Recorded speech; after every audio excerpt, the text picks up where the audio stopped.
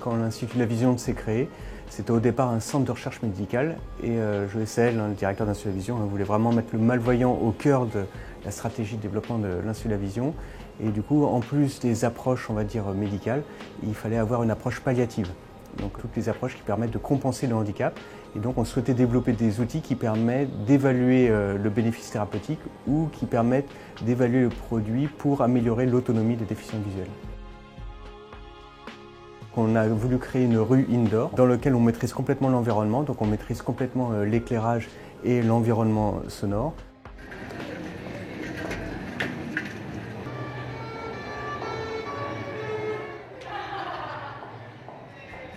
On a une interface logicielle qui permet de piloter complètement cette plateforme, un peu comme un centre opérationnel, qui permet de développer des scénarios d'usage, de développer des scénarios d'éclairage, d'environnement sonore, de piloter les capteurs, de piloter les caméras, de communiquer avec les personnes qui sont en test et d'avoir un système de rejeu grâce à un avatar qui suit l'expérience en temps réel.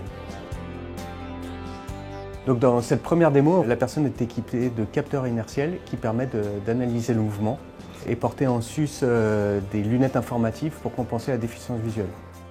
L'avantage de ces capteurs inertiels, c'est qu'ils ne sont pas rattachés directement à un espace physique, donc on peut les utiliser dans n'importe quel espace géographique.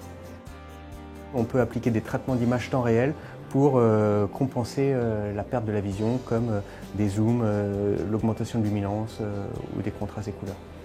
Dans la deuxième situation, la personne est équipée également de capteurs de mouvement, qui sont les capteurs reliés aux caméras Vicon, qui permettent d'analyser de manière très fine le mouvement du sujet et ses déplacements.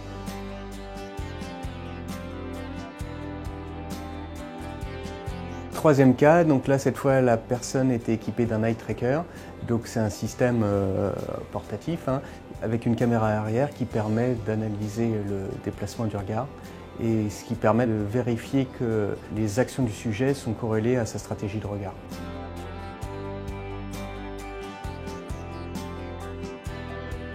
Avec cette rue et cette interface, on peut faire des tests de manière illimitée, il suffit de programmer les scénarios à l'avance.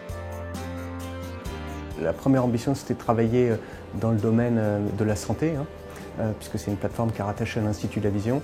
Donc c'était d'utiliser cet outil pour faire de l'évaluation de bénéfices thérapeutiques, post-traitement ou post-chirurgie, et de travailler avec les médecins de l'hôpital pour réfléchir à des tâches qui pourraient être intégrées dans des essais cliniques pour évaluer du bénéfice thérapeutique. Et puis la deuxième ambition, c'est de travailler avec l'ensemble de l'industrie sur de la validation de produits qui permettent d'améliorer l'autonomie des déficients visuels. Pour conclure, je dirais que cette plateforme de rue artificielle est peut-être la seule plateforme au monde pour l'évaluation du handicap visuel qui permet d'avoir des conditions d'expérience reproductibles et dans lesquelles on maîtrise l'ensemble des paramètres.